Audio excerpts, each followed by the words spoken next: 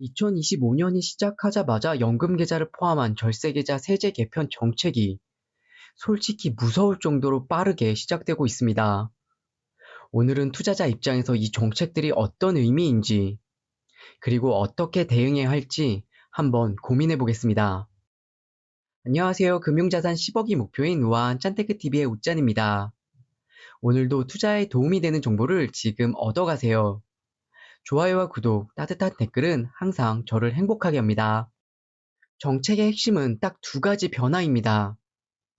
첫 번째, 해외 ETF 배당금 과세 이원 제도의 삭제. 두 번째는 TR ETF의 폐지입니다. 두 가지 제도 변화 모두 절세 계좌 투자자들에게는 반갑지 않는 소식인데요. 왜 이 정책의 변화가 중요한가? 어떤 논란이 왜 있는지, 그리고 가장 중요한 저의 해결 방안은 무엇인지 오늘 하나씩 알아가 보겠습니다. 지금까지는 해외 상장 ETF를 연금 계좌 같은 절세 계좌에서 투자를 하게 되면 배당금을 받을 때 15%의 세금을 떼지 않고 바로 입금이 되었습니다. 직투의 경우에는 미국에서 바로 15%의 세금을 제외하고 배당을 받고 있었지만 절세 계좌는 미국에서 배당세를 내면 한국 국세청에서 환급해준 구조였습니다. 이게 왜 투자자 입장에서 엄청난 혜택이냐? 과세를 나중으로 미루는 과세 이원 덕분에 복리 효과가 극대화됐기 때문이죠. 배당세 15%를 당장 내지 않아도 되니까 그 돈이 다시 투자돼서 복리의 효과를 만들어냈던 겁니다. 나중에 연금을 개시할 때는 저율의 연금세만 내면 됐으니까 진짜 효자 제도였는데요. 그런데 이 혜택이 이제는 사라지게 되었습니다. 앞으로는 배당금이 발생할 때마다 바로 과세가 돼서 복리 효과가 뚝 떨어지게 되는 거죠. 더 안타까운 건 3년 전부터 이미 이 제도가 시행되기로 했던 제도입니다. 홍보가 많이 부족해서 투자자들이 잘 몰랐던 것도 있어요. 그럼 이게 어떤 문제가 되는 걸까요? 바로 이중과세 논란 때문입니다. 첫 번째 과세는 해외 ETF에서 배당을 받을 때 15%의 세금을 미국에 1차적으로 내게 됩니다. 두 번째 과세는 나중에 이 배당금을 연금으로 돌려받을 때 또다시 3.3%에서 최대 5.5%의 세금을 다시 내야 하죠. 이뿐만이 아니죠. 세액공제를 받은 상태에서 배당금을 그냥 인출하게 된다면 16.5%의 기타 소득세까지 내야 합니다. 똑같은 돈에 세금을 두 번이나? 네, 맞습니다. 배당세를 내는 것도 조금은 억울한데 세금까지 두 번 내야 하니까 투자자들이 불만을 당연히 가질 수밖에 없는 거죠. 당연히 이 부분은 개선이 필요합니다. 다행히도 기재부에서는 이중과세 논란을 인지하고 있어서 개선될 가능성이 큰데요. 이중과세 논란은 논란일 뿐 우리가 먼저 해야 할 일은 냉정한 대응과 전략적인 판단입니다. 아직도 연금 계좌 안에서는 절세 계좌 혜택 같은 매력적인 정책들이 많이 남아있기 때문입니다. 세액 공제 혜택이라든지 양도소득세 과세 이원, 분리과세 혜택에 따른 건보료, 이런 장점들은 여전히 유효하죠. 앞으로 정책이 또 바뀔 수도 있지만 지금 당장 모든 걸 포기하는 건 섣부른 판단입니다. 절세 계좌 투자자들이 가장 고민하는 부분, 뭘까요? 바로 미국 배당 다우존스 같은 배당 ETF에 대한 투자입니다. 배당세 이슈 때문에 직투보다 매력이 떨어질 수 있는 상황입니다. 저도 실제 포트폴리오 차원에서 미배당에 투자를 하고 있는데요. 저는 이 상황에서 포트폴리오를 변경했습니다. 바로 미국 배당 다우존스 대신 S&P 500에 투자하는 방법을 선택했습니다. S&P 500도 분기별로 배당을 지급하긴 하는데요. 다만 SCHD보다 낮은 1.5% 수준의 배당률을 가지고 있어요.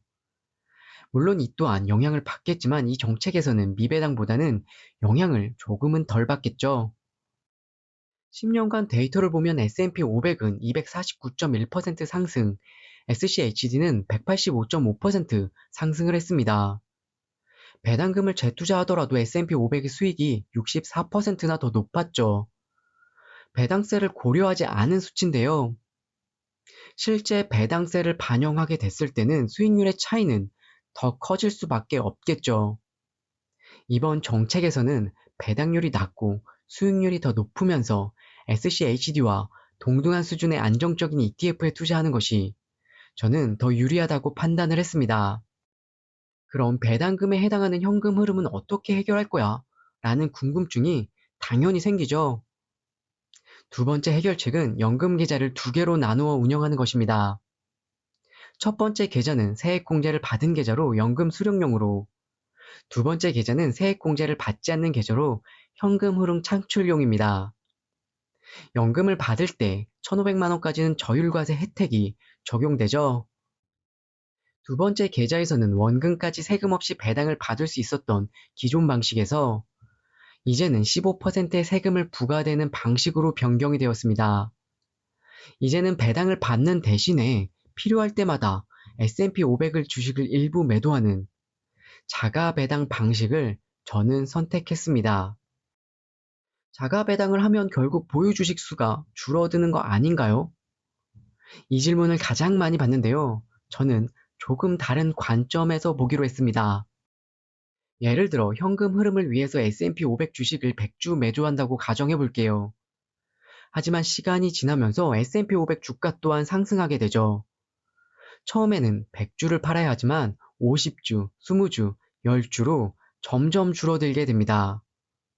마치 비트코인의 반감기 효과처럼 시간이 지날수록 매도해야 하는 주식 수가 점점 줄어들게 되죠. IS 계좌에서는 계속 미국 배당 다우존스 같은 배당주에 투자하는 방법도 있습니다. 최근 기획재정부 발표를 보면 IS 계좌 만기 때 최종 부과되는 세금에서 배당세를 차감하여 이중과세를 방지하는 방법으로 가닥을 잡고 있는데요.